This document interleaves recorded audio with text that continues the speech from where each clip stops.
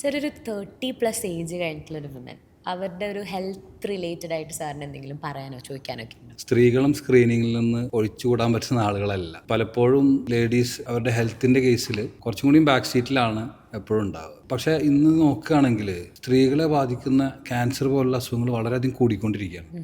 Okay, നമ്മളുടെ കുടുംബത്തിലുള്ള ഭാര്യമാരും നമ്മളുടെ പെങ്ങന്മാരും അടങ്ങുന്ന ആ യങ് ആയിട്ടുള്ള ആ ഒരു സമൂഹത്തിൽ തന്നെ ബാധിക്കാവുന്ന ക്യാൻസറുകളാണ് ഈ പറയുന്ന ബ്രസ്റ്റ് ക്യാൻസേഴ്സ്, യൂട്രസിൻ്റെ ക്യാൻസറുകളൊക്കെ. എന്നാൽ തന്നെ അതിൽ നിന്ന് ഒഴിച്ചുകൂടാനാവാത്ത വേറെ ചില അസുഖങ്ങളാണ് ഹാർട്ട് അറ്റാക്കും ലങ് ഡിസീസുകളൊക്കെ. ഇന്നത്തെ കാലത്ത് സ്ത്രീകളെയും കൂടി ബാധിച്ചു തുടങ്ങിയിട്ടുണ്ട്.